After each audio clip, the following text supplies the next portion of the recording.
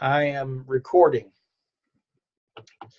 Well, guys, tonight we're going to be on week 6, and you should have, at this point, you should have listened to the audio session on the heart of a coach. And the thing I want to do is the first thing we'll do tonight is we will talk about what that means to you guys. What does it mean to have the heart of a coach? And what was it that he said that stood out to you? So let's start with having heard the audio. Tell me what stood out to you as a listener all at once. For me, I think I didn't take notes because I was in the car when I was listening to it, but things stood out to me, and I guess that's what we remember, right? Right. I like the part that he said that, basically, and I heard all my life, you're such a tool, and now I get it, I'm a tool in God's hands. I don't think that's how they meant it there, buddy. Oh, no. No, I'm just kidding. You're a tool.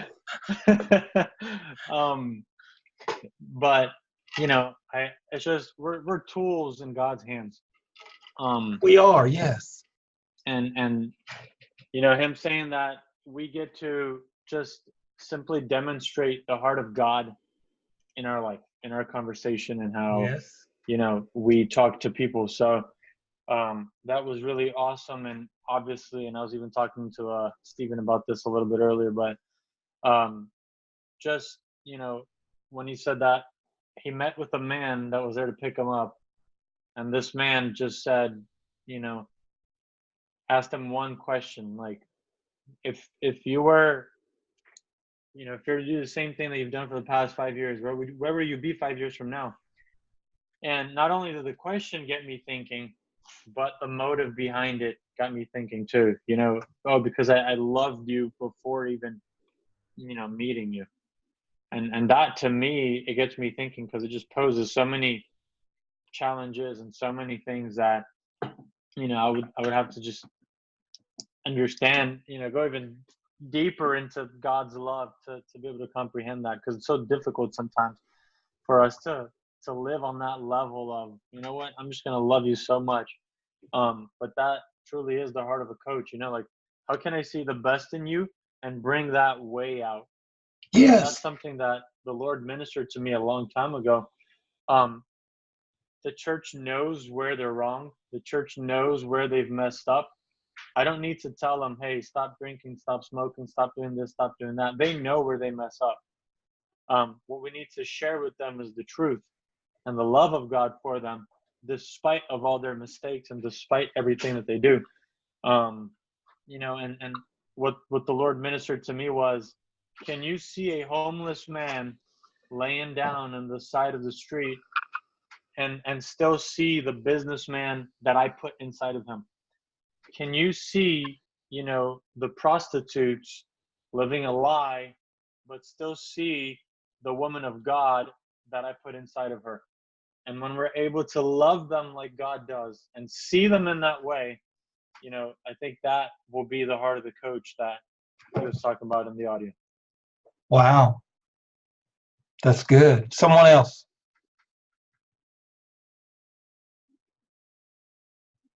I guess I'll go next. Okay.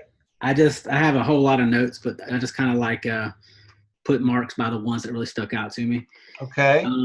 I thought it was cool when it said people to sense God's heart in our posture.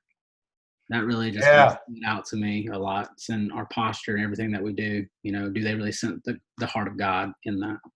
Because I really feel like that helps with them being open and willing to share. I also love the part about, it says the good shepherd calls them by name and leads them out.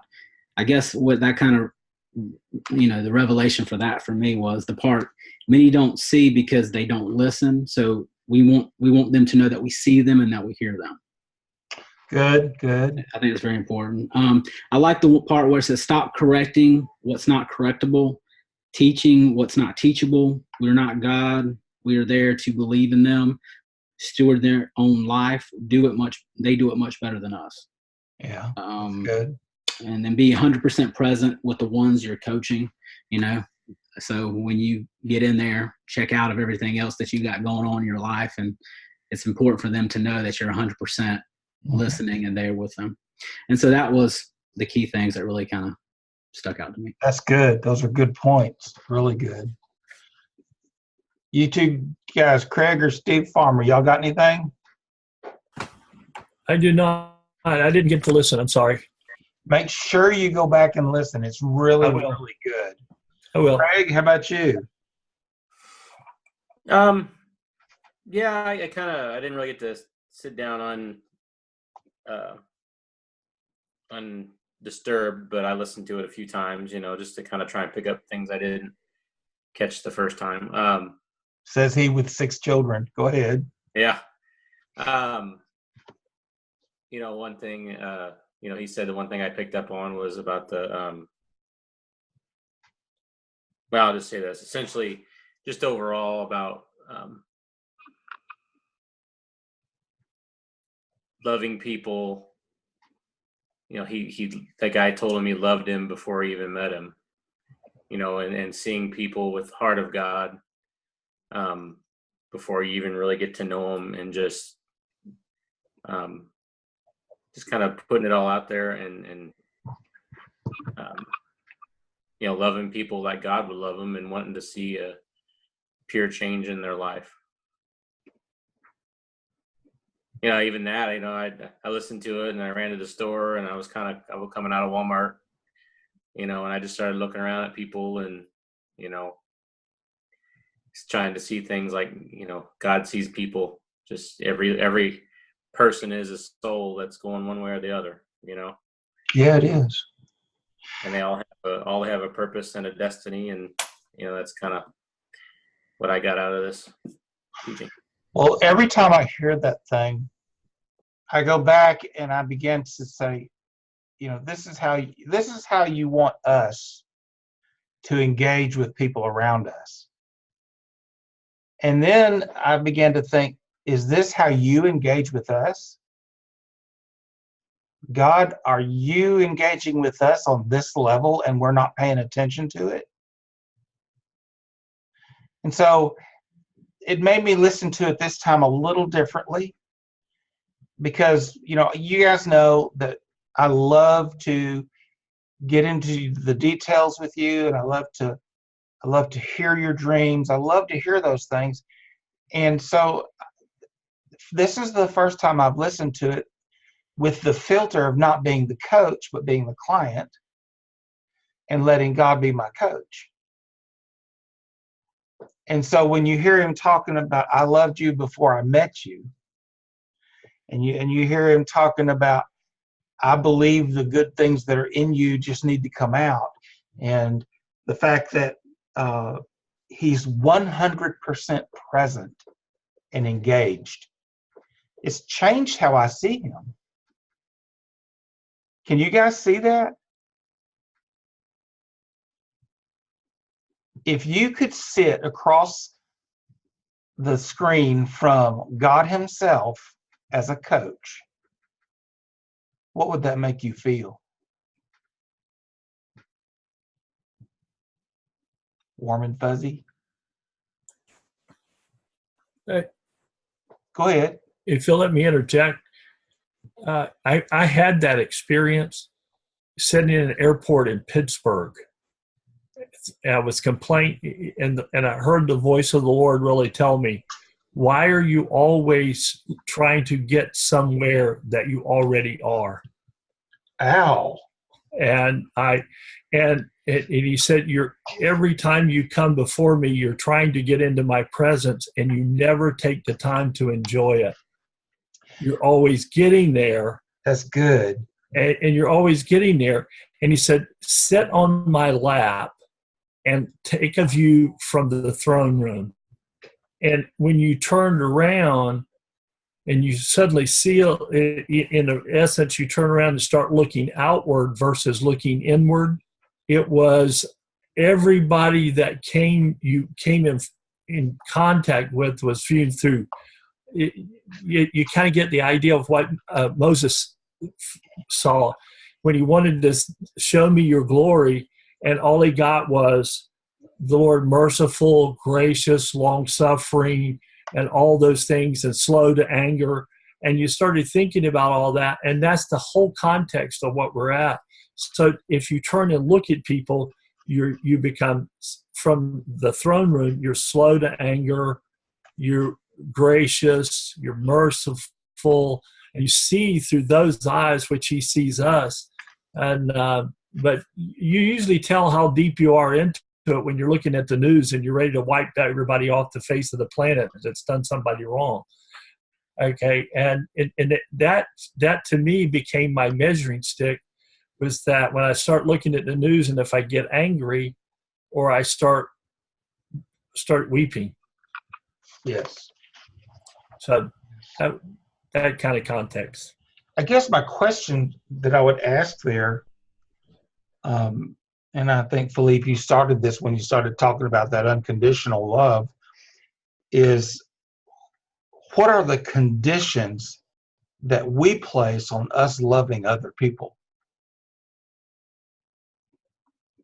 I have to admit, I have people that are hard to love. There are people I would love to see go on be with Jesus. But what do you have conditions? We're all saying yes, but no one's talking. All right, Philippe, you got the biggest smile. You go first. All right. I mean, I think it's obvious we all have conditions, you know. And like I said earlier, I think that to me poses the biggest challenge. Loving this person before even meeting them. There's so many things that go through our head because we meet so many people, and unfortunately, I think a majority of the people we meet are people that, you know, they're not going to come into our stage 3 level of friendship. They're not going to become, you know, these close BFFs. They're not going to be, you know, these people that we just let into our lives and expose everything to. And it's so difficult. Or sometimes, you know, we have one expectation and then the person does one thing that we're traumatized by, and all of a sudden all of the expectations are gone, because a person messed up with us somewhere. And obviously these are all conditions that we carry from a life, you know, a lifetime of hurt, and a lifetime of backstabbing, and a lifetime of so many issues that we face every single day. So honestly, for me, like I said, that's a huge challenge, because as much as trusting as I am, and as much as I believe in people, you know, I still have a hard time dealing with a lot of people, and I think that I'm great to work with, and I'm great to deal with, and I don't have a hard time dealing with people until, you know, they mess up, or until they get on my nerves. And then after that, it's just like, you know what, I can't deal with you, I'm done, it's not going to work out. So I'm very extreme, you know, as much as I am gracious and loving, it gets to a point where people just kind of, you know, some people grow in you and some people grow out of you. Right. Or a third head grows out of you. You're like, no, I can't do this. So I think, you know, for me, there's so many conditions, and that's the biggest challenge. When I heard that, I was like, man, I don't know how. I don't know how he did it. You know, I need to pray more. I need to memorize the Bible or something, because. How about you just make a decision?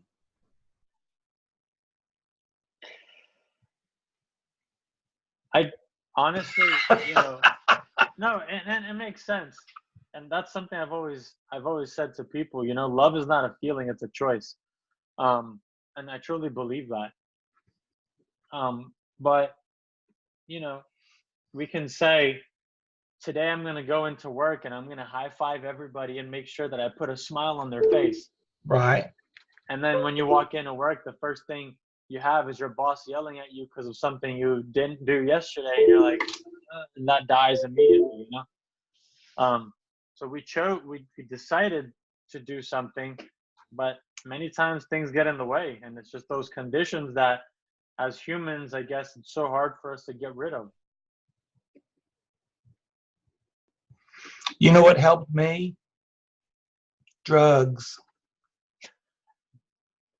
I'm serious. I had to get on antidepressants because I was ready to kill everybody. I was so burned out that I had nothing left, and what it's done is it's given me the grace to come back from that. And it calmed me down somewhat in terms of the emotional trauma that was happening inside of me. And it's enabled me to process things and put value to them. You know, I took the course from Peacemakers International on conflict management, conflict resolution, and they asked this one question, and it just all of a sudden it just lit my Christmas tree right up. And that one question is this: is it worth the fight? Is it worth it? And so I've begun applying that to everything. And I ask the question, is it worth it? If I do this, what will be the cost? Is more harm done by me confronting? Or should I just wait until God brings the moment? And so for me, it's been a thinking process, not a feeling process. And there are people that I struggle with, yeah. But at the same time, I know that God is doing this work in me because I could not function without allowing God to love people through me, even when I just really struggle with them. I've got missionaries that I should have made disappear years ago. You know, one-way ticket to Africa kind of a thing. But every time they come in, I sit with them, I do their debrief, I pray with them, and I help them adjust to getting back into the culture. Not just because it's my job, it's because I do care. They're just hard to deal with. It's a personality type. It's not a demon. And that's something we have to be aware of. Not everything unpleasant is a demon. Sometimes it's personality. Sometimes it's their woundedness. Sometimes it's their expectations or lack thereof. But we choose to love like Jesus loved, without conditions. We choose that every day. You know, we can say that we do it and not do it, but we do need to choose and do. Any comments before we move forward? I got one. Sure. It's a crisis of your will. Oh, that is good. Think about it. How can a God who has never had a new thought, has done everything perfect from the beginning, okay, right? How can he choose to cast your sins into a sea of forgetfulness? I'm writing this down. You got it? Because how is it that he forgives you and never brings it up an accusation against you again? Right. It's a crisis of his will to forgive you. All right? Yeah. Although he knows everything you have ever done or will do, okay? It's a choice. Unconditional love. It is fresh to him. You are fresh to him, and he sings over you. Is that not the coolest deal? You know, and all he wants you to do is turn around and understand that. And so that as he loves through you and flows through you. Okay? You must have a guest. I think I do. Anyway, another little granddaughter. Okay. Anyway, that's it. Hold on. Okay. Sorry.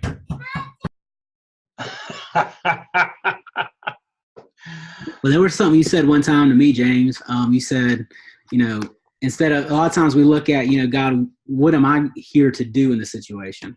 When really a lot of times it's, why are these other people put in your life in these situations? What is God trying to chisel off of you? So a lot of times, we're always looking, how are we making a difference where we're at, when really, when have we thought about, how are these people making a difference in our life, even the ones that's really tough? Yeah. I still think there's boundaries sometimes. And I think it's, there's still, you told me one time about, you don't put a fence up to keep the dog in the yard. You keep a fence. Sometimes you have to put a fence up just to let people know, hey, look, this is a point that you have to, this is as far as you can go. You can have freedom, but this is where the line stops. And so I know for me personally, I think it's an individualistic thing. And it's something that I'm very verbal about and I'm bold about with people that I love. I'm like, look, you can come and we can be cordial, but you're not going to sit here and be disrespectful and things like that. So I think there's a fine line, it's just like my dad's wife, or, she wanted to be my mama from the very beginning. So I had to be very, very, very blunt with her and say, look, I understand from your background, you didn't have a good family growing up. I know you've always longed for this. And I said, you deserve to have a family and a husband that loves you and cares about you. I said, but also you have to respect me and respect my mother and realize that you'll always be my dad's wife. You'll never be not my mama. Right. So there are times where you have to set boundaries, but at the same time, my dad's in these relationships worth trying to work it through with her instead of just basically saying you have to choose me or choose her. Yes, I agree. The next step in this engaging coach, the heart of a coach, is that we're intensely present with our client.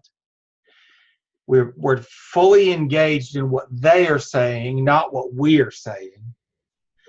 And we're doing everything we can to help pull out of them that thing that they need to do or be. And in that process, what we're going to talk about tonight is called the OPS model on page 115.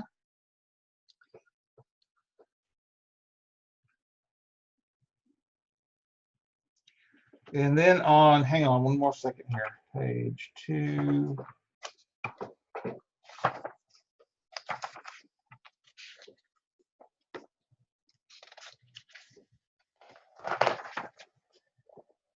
All right, on page 254, there's a little page on following your curiosity, which is part of the OPS model.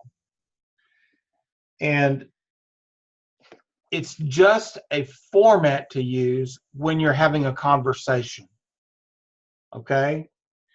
That there's 3 pieces. It's observing, probing, and sifting. And so, just to make sure, have you had a chance to read the material on it in your book?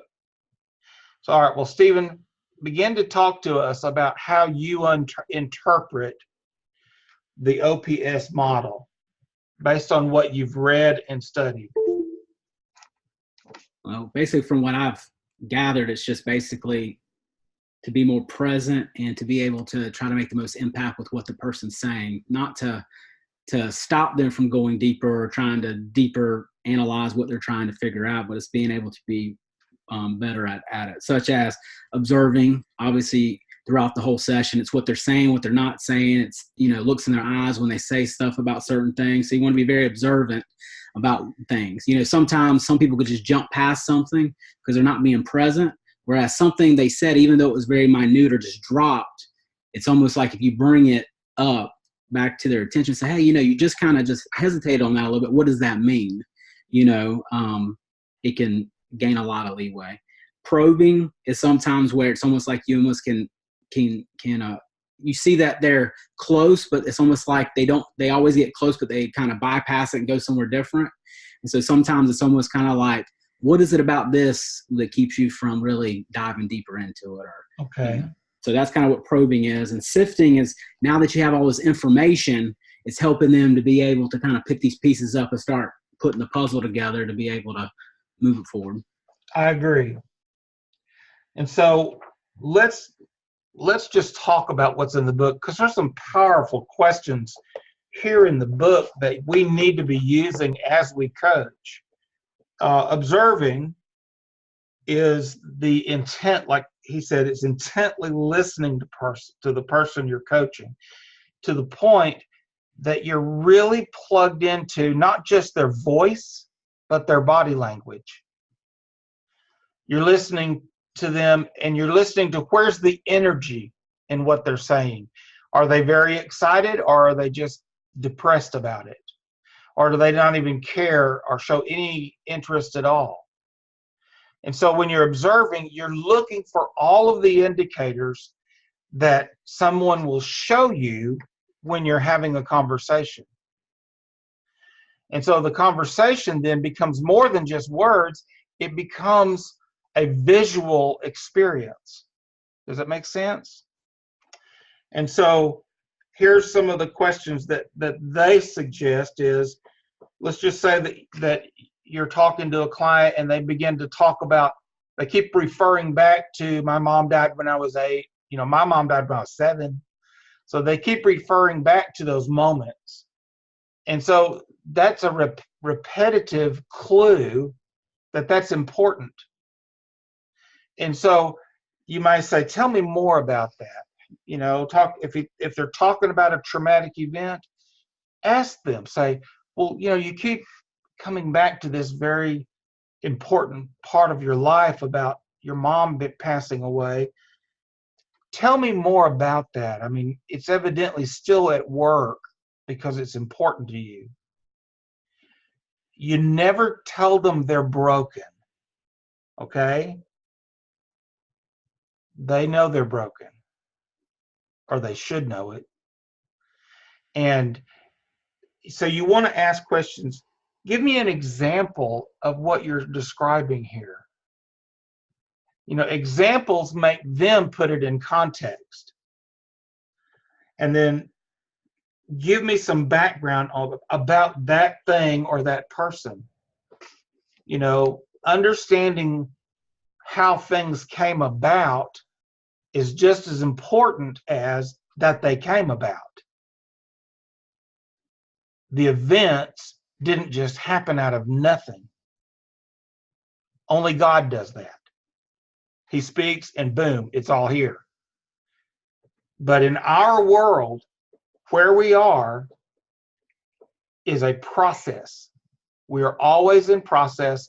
We're always in that place of saying to someone, how are you? How can I help you? How can I love you?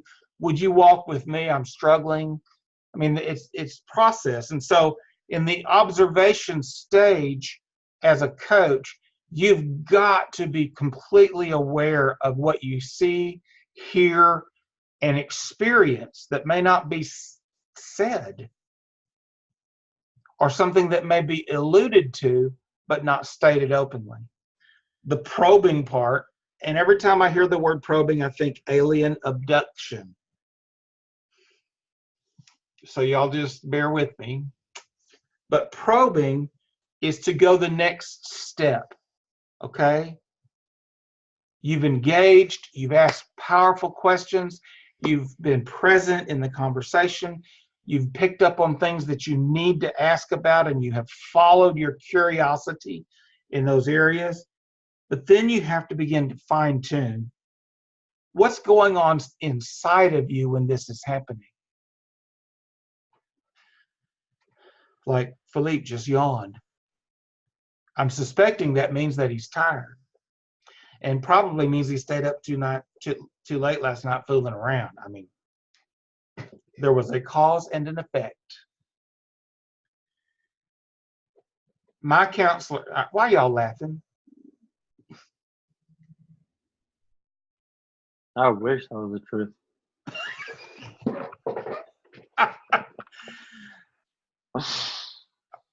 I would say, what does that mean? But just ignore me, okay? The questions are what's going on inside of you as this is happening. What does it mean? What caused you to respond this way? Let's pick on Craig for a second. Craig's got a diva on the worship team. You ever have one of those, Craig? Someone who thinks they're the voice and that everybody else should gather around them? Yep. Why would they think that?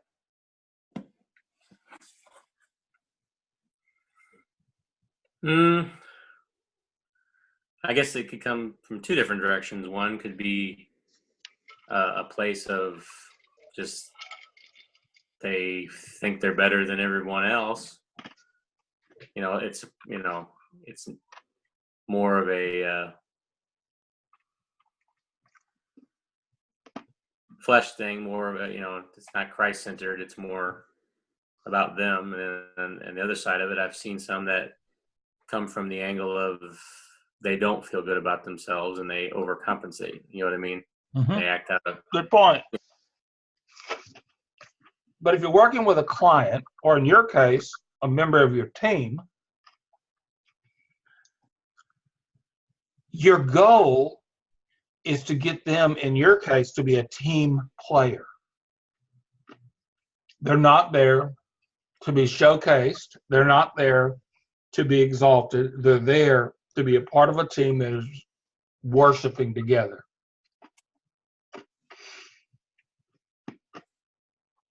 What questions would you ask that would help your diva come down just a little bit?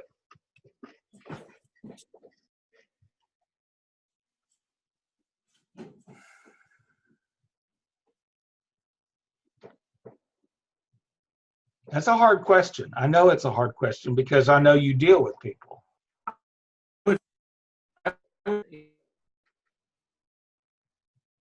Who's talking? Nobody? Oh, I heard somebody. Craig, are you froze up? I think you are. It's a nice pose. All right, let's talk a little bit. If I were, and I have been in that place, now y'all got to know I like to use humor when I'm dealing with stressful moments. And usually when you have somebody in your sphere that is that completely self-centered, they're not going to hear anything you have to say because they believe only what they want to believe about themselves. And so this was many years ago, and I think I heard Steve Farmer say this once. It's either you or Larry Burgess. But we were talking about a pastor friend who constantly complained. I mean, never, ever was happy with anything, but constantly put himself down, constantly complained. And so, and I want to say it was Steve, but Steve, if it's not you, forgive me. I'll figure out where it came from. But this person looked at this pastor and said, "Would you like a little cheese with that wine?"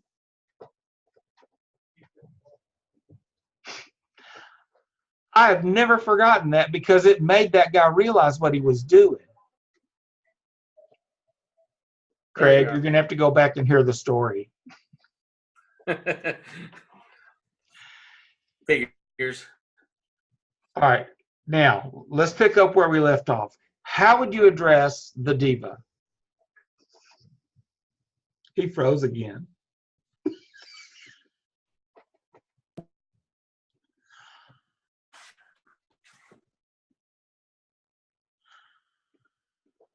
Okay, let's just keep moving forward.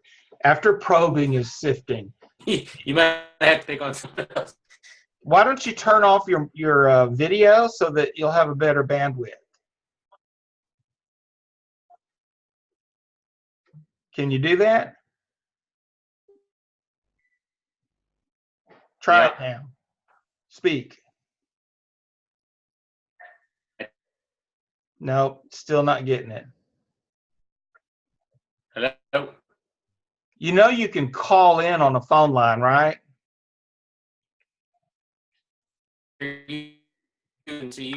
No, you're breaking up real bad.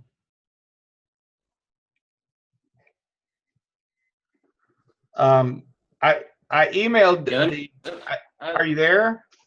All right, I'll call back. Okay, Yeah. just keep trying. Okay. All right, step number 3 is sifting.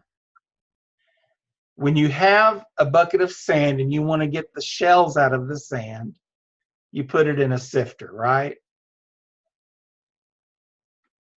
It's a device with tiny little holes in it, and you remove the sand so that you can have what you want out of the sand. And sifting as a coach is exactly like that. You ask questions that cause it to boil down to a point or an issue or a moment. For example, do you think there's anything going on spiritually for you in this situation?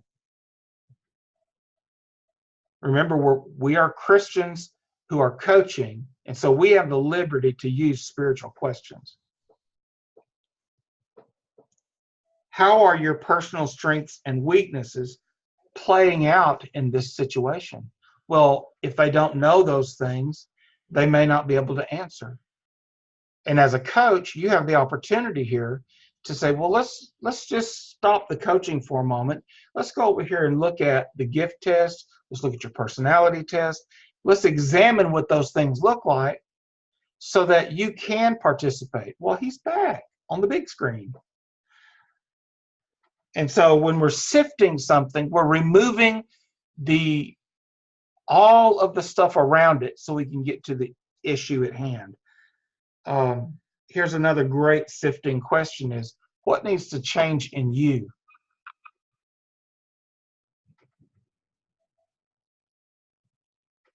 For me, what had to change was I had to start believing better things about others. Craig? Yep, Can you hear me? I can hear you. Good, okay. And so we've talked about observing, which is the visual. This is the sensory. The probing, which is the going looking for more detail, and the sifting, which is boiling down those details into what's really going on. You know, I had a conversation with a pastor just before session. He's in Ohio, and he's talking about, you know, things that are happening in his denomination and his church, and we've been working together coaching for a year, and I went to the sifting question that says, do you think that God is trying to say something to you through this? And at that point, he was all about, well, I can't believe they treated me this way. I can't believe that they, you know, they're thinking about doing all these things. They're not keeping up with what God's doing in the universe. I mean, he had all these things to say, but I said, but let me ask you, is there something in this that God is speaking and you're not ready to hear? And he sat there for a minute. He goes, you need to help me understand more about what you're saying. And I said, well, let's back up. Do you believe that everything in your life has God's hand on it, even though you don't always see it? He goes, yeah, but these are just people. This is people. I said, so God's not big enough to use people? And he just sat there. I said, God is using these people to speak to you. Are you willing to hear what he's saying? And he just sat there for a few minutes, and then I could hear, we were on the phone, I could hear him, just kind of, you know, big, deep, heavy breaths and heaving. And he goes, I think what I'm realizing is that my expectations are not God's expectations from people, and that I'm judging these people based on what I want rather than what God wants. And so we went the next step. And I said, can you tell me what that means? And he said, well, I feel that I'm due these things from these people. It's a sense, and I didn't say it, but in the back of my mind, I'm thinking entitlement. He feels entitled to get these things, this honor, this recognition, the next big church. I mean, all of those things that he was talking about is a sense of entitlement. And so we sat down and we worked for a few more minutes, and then I went back to the original question. Until I get an answer, I will keep going back and saying, what is God saying to you in this moment with these things happening around you? And so his homework is to go out and to write down a list of what's happening, and then pray over that list and say, God, show me yourself in every one of these issues.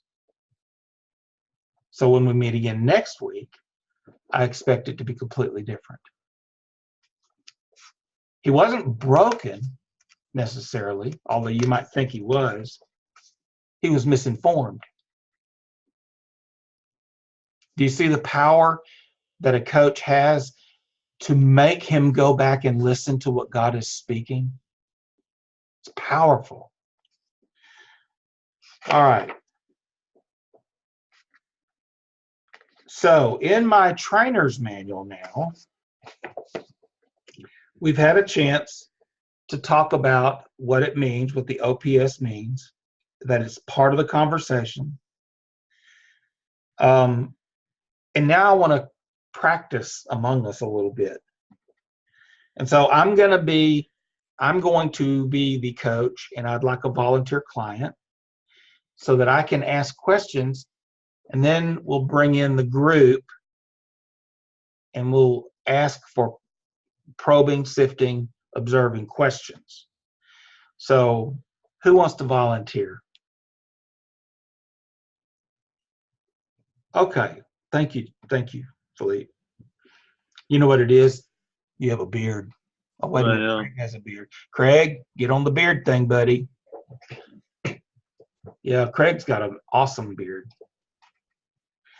All right, so let's see. So Philippe, we're going to take a few minutes as if we've already coaching we have been coaching for a while, actually. We have. And some of the things that you and I've covered about the integrity of what happens in church, how leaders become dependent on their titles more than their roles. And so my question to you is, how do you prevent yourself from becoming an entitled leader?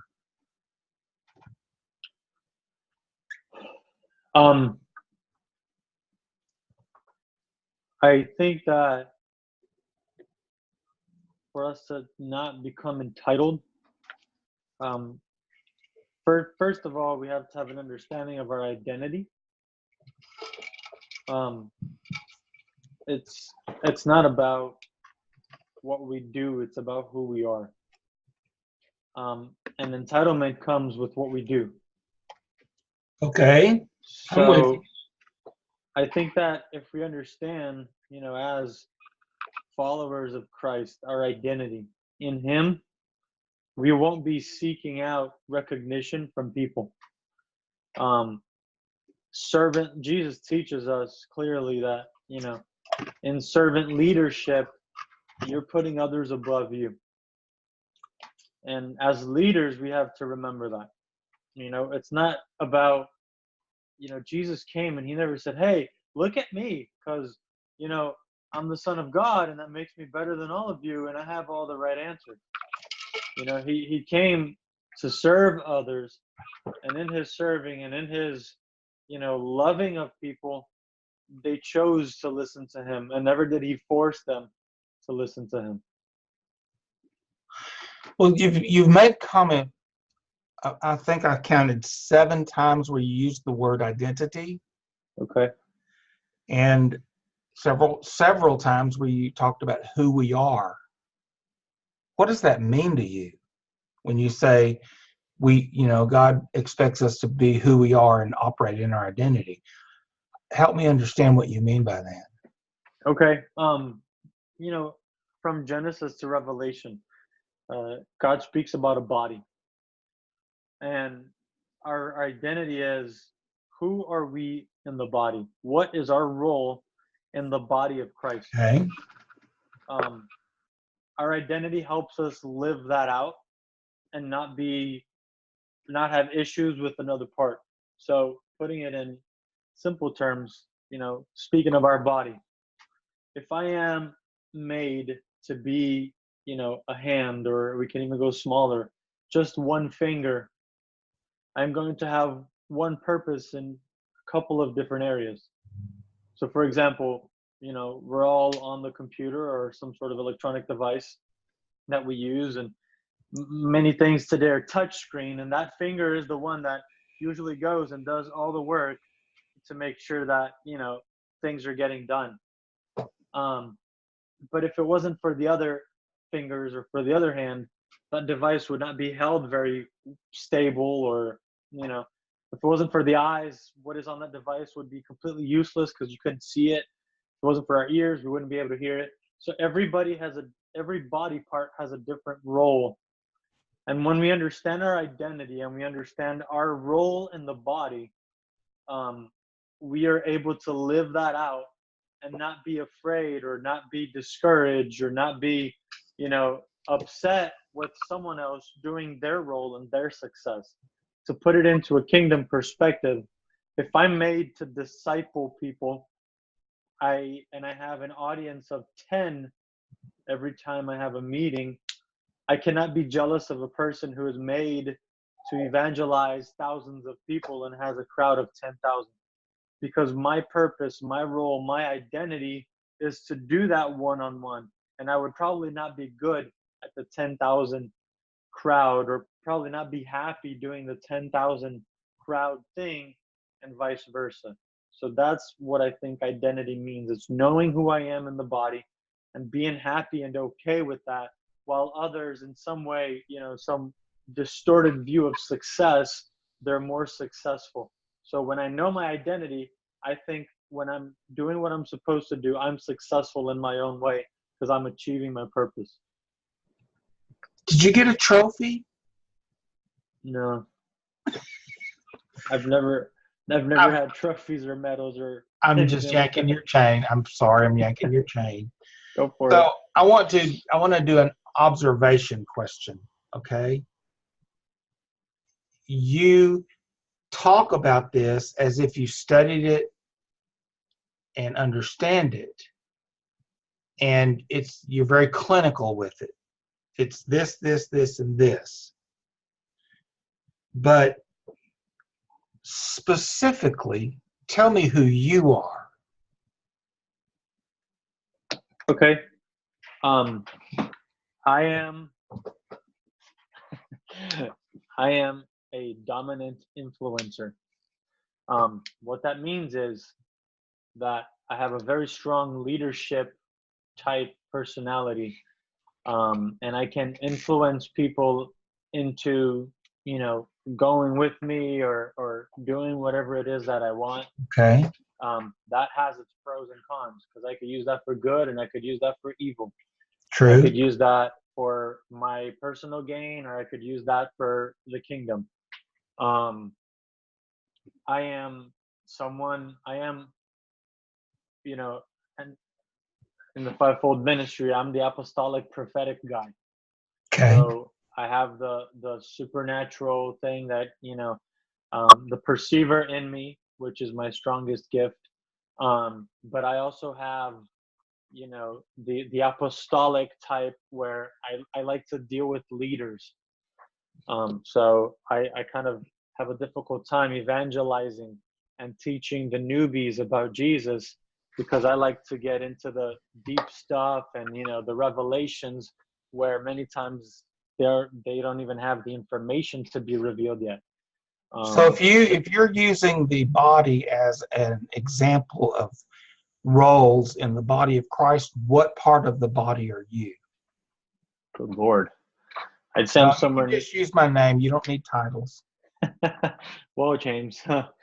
Well, I think, obviously in the body of Christ, Jesus is the head, but in minor roles, I'm in some way the head. I'm the guy that sees the big picture. I'm the guy that Okay. sees, the overall type deal, and I kind of overlook the details. So that's who I am. I'm the one that has the big ideas. This is what we're gonna do. This is where I want to. This is the end result.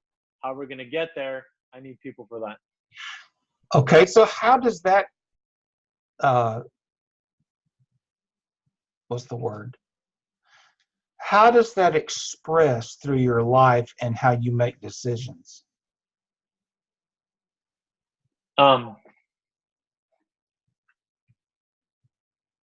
Well, I like to see things like I said, in the big picture. So I'm the long-term type, I have the big ideas. So it helps me know where I'm going, but many times it prevents me from taking the small steps to get there. Mm. That's very, very good, yes. So yeah. Okay, now I'm going to open the floor and let these guys have at you for a minute. All right.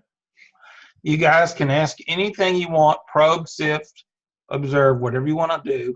But this is a practice session, and only I can be mean, okay? So one of you guys pop in here. I've got a question. Okay, I'm going to run to the bathroom while you're doing that, okay? That's fine. So, Mr. Philippe, if identity has a structure, that makes sense. So people hang on to their structural role. How do you help explain how to shift when roles change when they have an idea of identity as being a structured role? Can you say that again? I'm sorry. I said identity that has a structure. So like if they're going to always be a finger, that makes sense to people. But the thing is so people that hang on to their structural role saying, I'm always going to be this finger. But how do you help explain how to shift when roles change inside the body, when they have an identity of, when they have this idea that their identity is a exact part of the body? Okay. Let me see if I understood right. Well, basically, does a lot of times we like identity, the way that you were describing it is almost like you're the foot, you're the hand, you're this, but our identities in the body change depending on, what's happening, at that time. So how do you help explain to someone that has, when their idea of identity is, I'm just the finger, when maybe they need to be the toe, but they think their identity is just being the finger. How do you explain that? I'm going to disagree with you a little bit. I don't think our identities change. I think that perhaps our roles might change until we find our identity. Right. And when we do find our identity, we're still capable of doing other things, but that's not the reason as to why God created us. So, for example, I grew up. I love music. I have a passion for it. I started out in 6th grade playing the French horn. Played throughout high school, or at least till my sophomore year. And then I got into drums, and then I got into guitar and bass and all this stuff. And I love music. Now, I don't think that, in my identity and my purpose, I have music with me. I love it. I love doing it. I love worshiping. I have, music all around me all the time, but I don't think that's part of my identity as in this is why God put me here on earth. Because Right. if it was, I would have been like Craig leading worship. So I think it's something that I do. I play the drums, you know, I played in the band for 10 years.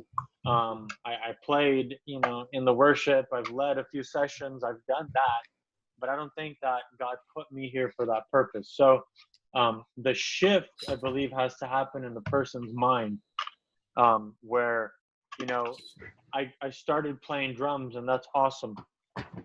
And then I learned that I enjoy it, but that's not what I love. That's not like this is it for the rest of my life. And then I started, you know, preaching and teaching and discipling. And then I said, you know, if looking in the fivefold ministry, maybe I'm a teacher. And I started teaching things. I'm like, nah, that's not really fun. I don't enjoy that, you know? And then I started getting into dealing with, you know, into the preaching. I'm like, maybe I'm a pastor. Like that's maybe I'm, you know, I have this pastor inside of me. And I learned that people with these like stupid little issues, I'm like, that's just not me, you know? I can't deal with this immaturity. I can't deal with, obviously we deal with it because that's just part of the role, you know, and the title, if you will. But I don't think it's, okay, this is what I was born to do, to sit here and listen to these people talk about these silly little things, you know, little issues. That's not me. So I don't think that we change roles. I think that we discover our identity, and as we, you know, do different things, we come into an agreement with that. So, for example, I pastored the youth for about 7 years or 5 years, you know, directly with the whole ministry. But if I was offered a youth pastor or a young adult pastor position, now I probably wouldn't take it, because I don't think that that's my identity. I think I'm supposed to be dealing with leaders and you know, going deeper into that. Yeah, and what you said exactly what I was wanting to get to. So I was never saying that identity was just the finger and you're always that. Your identity is who you are in anything you do. I'm just saying, do you think sometimes those individuals that you get frustrated with might have this idea that I am a finger, this is who I am, this is what I am, when really you're saying I want you to develop your identity because you're so much more than just the drummer, when really it might be time to step from the drums because someone else needs to be there. So, you know, but the thing is, I feel like in the church we have this idea that identity is I'm the foot, I'm the finger, and that's all I am. When you're saying identity is I am a follower of Christ, and so wherever I need to be in the body is where I'll go, which is what I'm No, getting from you. no. Then I might be expressing myself wrong. Okay. I think Go ahead, do it. I think what I'm trying to say is, if I'm the finger, I'm the finger. But maybe I might try to fit myself into different body parts until I get there. Gotcha. Yeah. Okay. So, what you know, I was always this leader, you know, apostolic, prophetic person. That's my DNA. But it took people seeing that in me and bringing that out so that I could get to that point and see that in myself. And I think that that's the challenge for us as coaches and leaders and things like that, is to see what God put in people. You know, like I said earlier, can I look at a homeless man, and even though I see poverty and brokenness and this, you know, completely run down person, can I still see the businessman in him? So I think that the challenge for us as leaders and coaches is, you know, can I see the person who is shy and you know, always on their own, and see the fact that they're really, you know, they're not meant to be, you know, behind the curtains, but instead they're meant to be in front of the curtains. They just don't see that yet. So they're always, you know, they'll always be the face, but they think that they're supposed to be hidden and you know, underneath the shirt, for example. So their perspective of their identity is, I am not the face, but really they've always been the face, because that's who God made him to be. The same way that we have a physical DNA and that doesn't change. You know, we can try, and I'm going to use a very, you know, politically incorrect example here. We have a lot of people struggling with homosexuality and, struggling with identity, gender identity. And one day they feel like a man, one day they feel like a woman, one day they feel like a helicopter and they're trying to jump off a building or something, So they have this issue with identity, but really God from day one created them to be a man, and that their DNA shows that, I don't know if that answers your question, or if that makes sense. It was just a probing question. So it wasn't that I disagreed or anything else. It's just when you're talking about the body and fingers and stuff like that, some people are told in churches you are a finger. And so they try to build their whole life around being a finger. Whereas what you're saying is just because that what you think you are right now, as you're trying to find your identity, it might really be the face. You just haven't found that yet. So sometimes the hurdle could be dealing with some of those people is maybe they somewhere in their life have been told they're a finger. And so they're just trying to be that finger when I think your purpose and what you're trying to do from what I gather is you're trying to get them to find what they truly are in the body, not tell them what they are, but for them to truly give them the freedom to find it for themselves. So that was all I was asking for. It wasn't that I disagree with you or anything. I think you're right on. So I think there's a question from Mr. Farmer.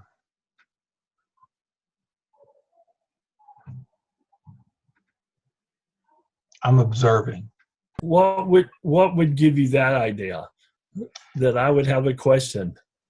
Because you're pressed up into the camera and you're listening very intently. Yep. I like that. But every discussion I hear about the body of Christ, giving that analogy out of Romans, or it is always the external things. Yes. Okay. It's always the external. No one's ever the appendix that needs to be taken out. Okay. Or no one is ever the heart blockage. Okay. Or no one's ever that carries the blood that gives life to the other part. Okay. We're always the external parts, so all we are a body with external parts that have nothing on the inside that makes us really function, brother. Okay. And that we can't see. It's those things that are the hidden things that Paul talks about being our more comely parts in the Old King James. Yes. So these beautiful things. I can be a beautiful, handsome, wonderful guy and look the health and have a piece of blockage in just a centimeter near my heart, and it shuts down my whole body. Right. And I find out that these things are very critical to me. Okay. And they're almost unobserved. They can't be observed with the eye, but there's these hidden problems sometimes that function within the body. Okay. And so that's a challenge to me to find out it's the whole body and not the things that we see. Okay. That makes this who we are. But I would go back and ask if you could no longer do the prophetic, or you could no longer or you no longer had a voice, would it change who you are? Me personally, no.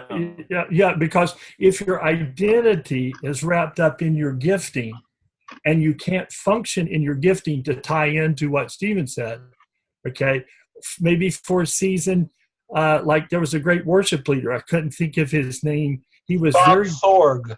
Yeah, but he lost his voice. Still hadn't got it back. Still hadn't got it back. Did that change his identity? No. Well, I don't think that changes my identity, and I'll tell you why. Because I'm living through it.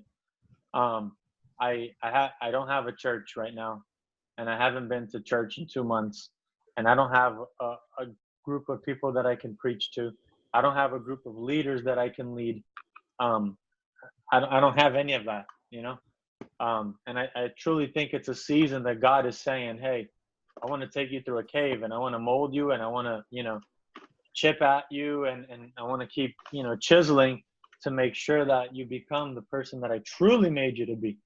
And I totally understand where you're coming from.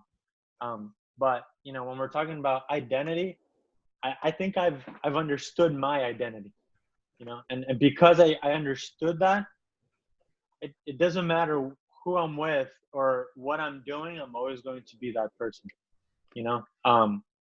And I know that if anything, you know, if all else fails, and really it's my priority, it's I'm leading my wife, you know, I'm leading eventually my children.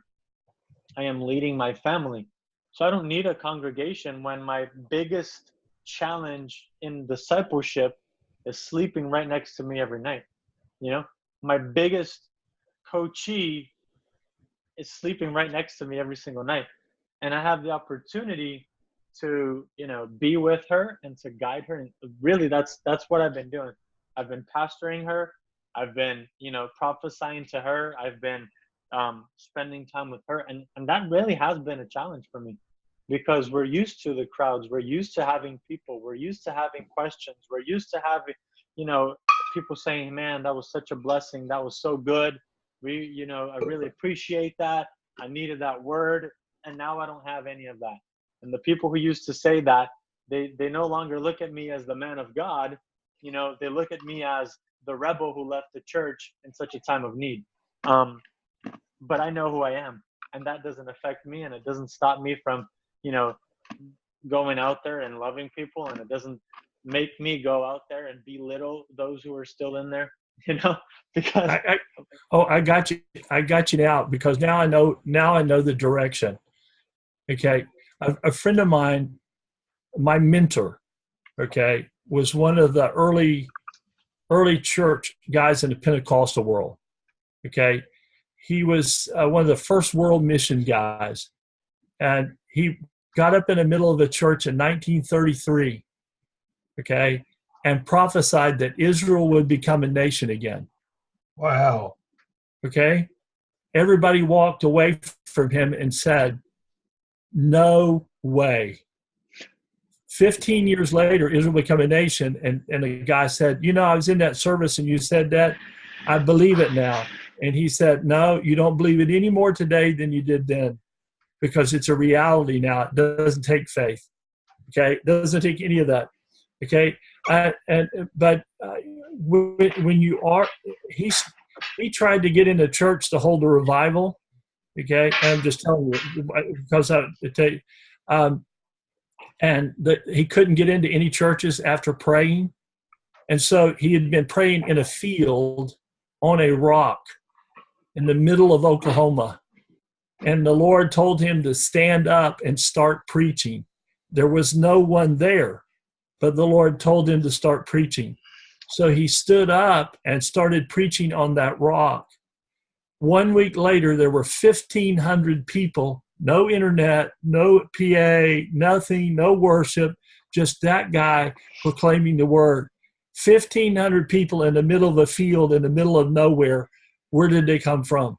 Okay, it was a God thing. So what maybe God is speaking, could you say, is that maybe that you need him as you're developing this gifting into you further, okay, that God might be saying, hey, stand up on a rock, okay, and let me give you a new dimension of your gifting, not the same one you've looked at before, but a new dimension. Just saying, just wondering, you know, could that be something that he's speaking to you about in that I want to give you you know, how we get one-dimensional in ministry. We think we see it this way, but it's really we're looking through this way. You know, what's the guy used to say? It's like Moses looking at the burning bush. If you read it, he says he's got him out here to the side in his peripheral, and he says, "I will turn in and see what this is." And most of the time, you know, they say that's where we are. We have God out here in our peripheral, and at some point we have to turn and face that, which is, you know, where God has taken us.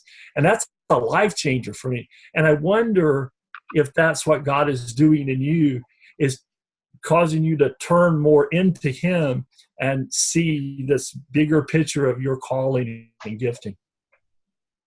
Well, I think that's absolutely what God is doing. And I'll give you a few reasons for that. You know, one of the things that, like I said before, maybe God is just taking me out and saying, hey, I want to put you in a cave. Because in a cave, you have no distractions. All you have is me. Oh, that would be And so nice. yeah, I know. And problem is, it's like a an imaginary cave and not a real one. That would have been easier. But you know, we've been put in a cave where we have, like I said, we literally have each other, my wife and I, and God. Um, we barely have any friends. We barely have any leaders speaking into us. That's why the retreat was so refreshing for us. No,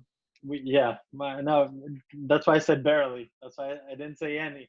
But you know, um, we have, there's so Thanks, many Steve. there's so many people that we thought were there but aren't, and that really made it difficult. But seeing what God is doing, and hearing him, and one thing he said to me was, cultivate the presence. Learn how to cultivate the presence, because that's going to take you far. That's going to be the biggest marketing you'll ever do. That's going to be the biggest you know message that you could ever preach. It's your life. It's funny that you mentioned Moses and the burning bush, because part of my identity, and one thing that I know the Lord put in my heart is, hey, Phil, I want you to be like a burning bush. And I said, Lord, what does that mean? He said, look, I want you to burn. And as you burn, you're gonna grab people's curiosity. I'm not the conventional, let's sit here and do the regular service, 4 songs, this and that. No, like, we're gonna do it different. And as you burn, they're gonna look at you because you're just weird, you're just different. And as they look at you, I am going to come and speak through you, just like the burning bush. And I said, Lord, then all I have to do is burn.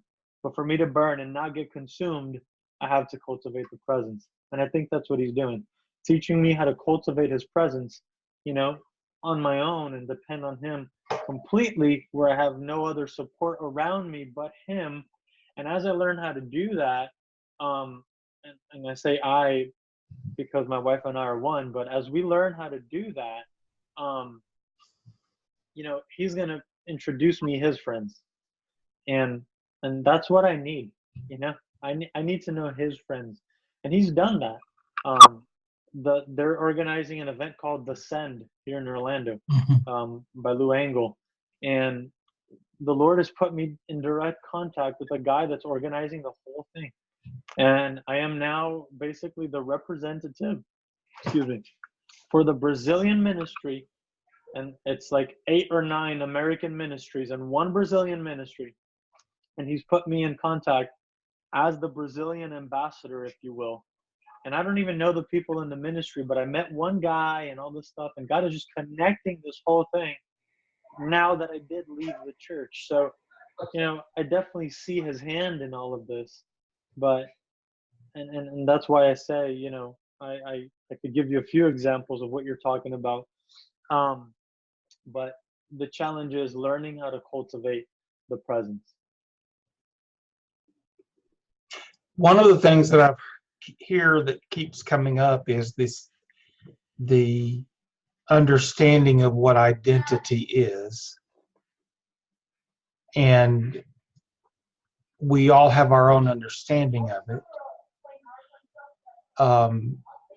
For me, identity is understanding how God made me.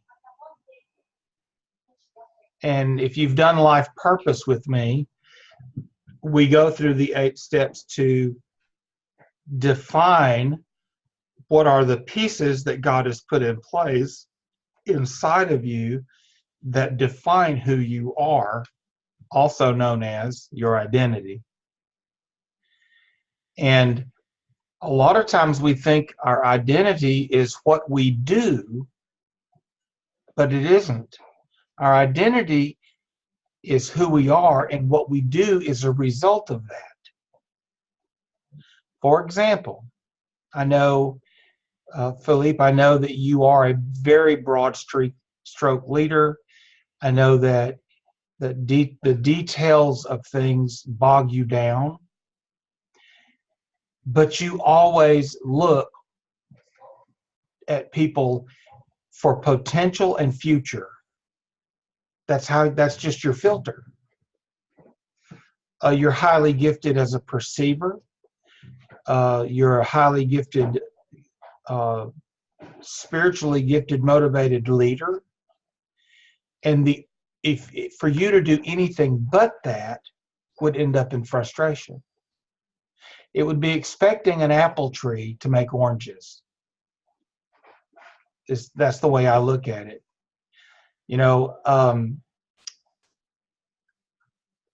As a coach, this is all of you, as a coach, you can never tell your client their identity. You can't do it. If you do, and they believe you, and it fails, guess whose fault it is? And so instead of looking at yourself, and instead of looking at your clients about all the things you can do, examine yourself and look at how you're made. Okay? I know Stephen really well, and Philippe, and I know Craig and Steve. Steve's DNA is he's always going to bring you to a point of truth. Always. He will ask a question that makes you think about something you just said or did.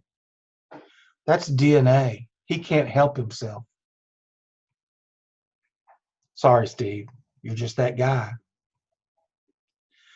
I look at Craig, and when Craig walks up on the platform and he's got his guitar in his hand and he starts to worship, he really worships. And he's sensitive and he's tender to what God is doing in the moment, because that's who he is. Stephen is I don't want to use it. He's the man that's going to ask a million questions, because his mind works faster than the speed of light. He's going to be ahead of you in the questions. He's going to ask you questions that are going to make you dig and go back and think. And so that's DNA. There's nothing wrong with it. The difficulty is, as a coach, your DNA can overrule the DNA of your client if you're not careful. So that is why, Steve, you were talking this way, and Stephen, you were talking this way. Both of you were giving diagnostics. Okay? And diagnostics don't belong in coaching until the client asks for them. You were doing some good work, yes, absolutely. But diagnostics isn't what a coach does. That's a counselor. And both of you, the two Stevens, both of you are trained, experienced, gifted counselors. And so for you, you're going to have to be very restraining about trying to help people understand themselves. They have got to come to the understandings through your questions. They need to become self-aware in a way that they own it. Does that make sense? Craig and I did some coaching a while back, and I kept coming back to this question, and we've never really finished doing it, but one of the things that we talked about was what happens in your life when you can no longer get up and lead worship? Who are you? And we never finished it, but that's what we're talking about here is purpose never changes. Only the venue changes. Does that make sense? For example, Craig is a worship leader. That's who he is. And the DNA in him doesn't let him do much more than that. But what happens when that day has run its course and it's time to hand off? Who does he become? Well, he doesn't become anybody. He's still he'll be raising up new leaders. He'll be feeding those that come behind him, because what is in him is what he will reproduce. And as a coach, you have got to discipline yourself. I cannot give them answers. I can only help them find their own. Does that make sense? So let me ask you guys this. Where are you in terms of what we've learned in this process tonight? Anybody learn anything? Thank you, Philippe. I appreciate that. He did his duck lips and went. It is a challenge. It is a challenge. It is a challenge to take one hat off Yes. and put a different hat on. Okay. And I think that's the role change. Yes. Okay. Is that that's a difficult thing to learn. Okay. Is to be brief in the question, but yet direct. Powerful questions that require thoughtful answers. Gotcha. And that's the hard thing to do. It's easy to tell people what you think. It's easy.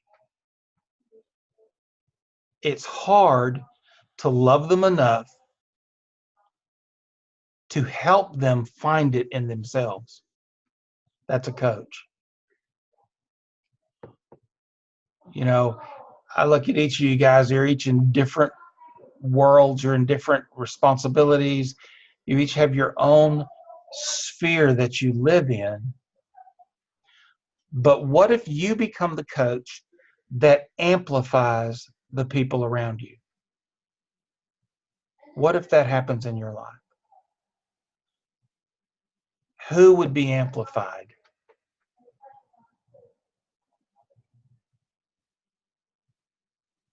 Anybody want to volunteer an answer to the who would be amplified question?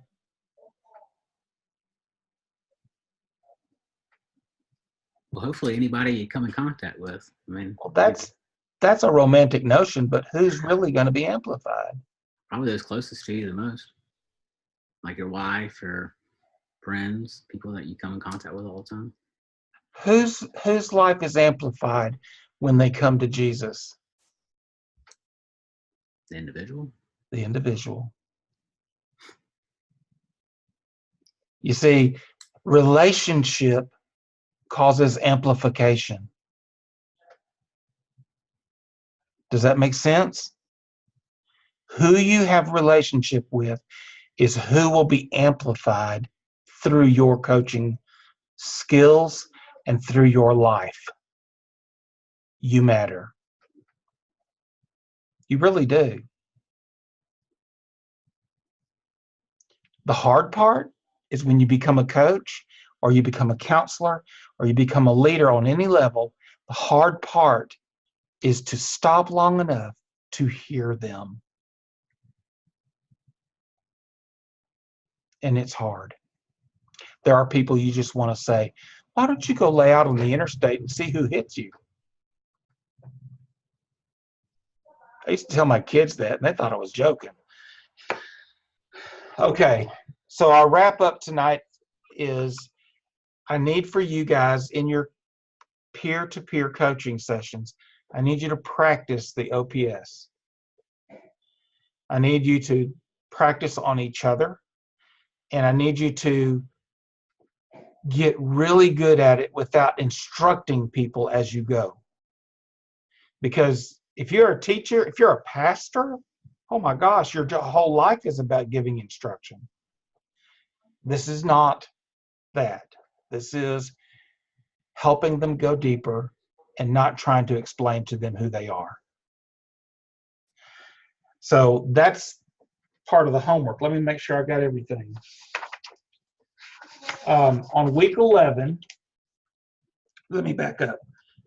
Once we finish class number 10, we stop the weekly classroom and we start going one-on-one.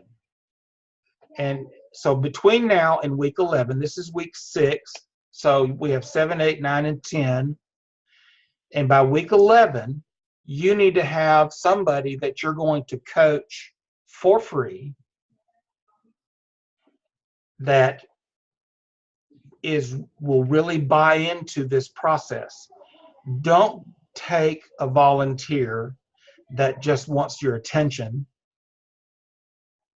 Take somebody that you know that really wants to move forward, and practice your coaching skills with somebody who's hungry.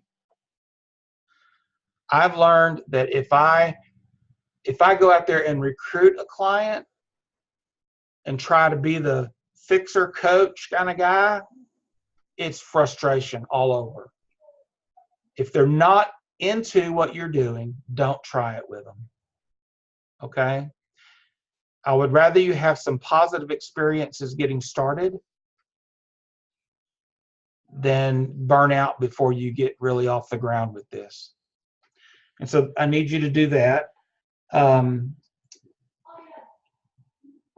Y'all are going to be coaching each other on your accountability plans. I'm on page 113. You're going to be using DOOR questions, OPS questions, and the GROW model. And then with each other, you're going to debrief each other with the SMART goal debrief. And it's in your book. How to do it is in your book. And it's on page 117. And that's what you're going to do with each other this week. And then week 7 next week is how change happens. And doing the OPS week this week really leads into that, because change happens in relationship. And what we're learning, literally, all we're learning is how to cultivate significant, powerful relationships that result in life change. That's what we're learning. Any questions?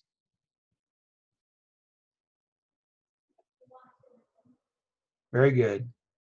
Well, you guys have a good evening, and I'm going to go home because I'm off tomorrow. Woo! Good night, guys.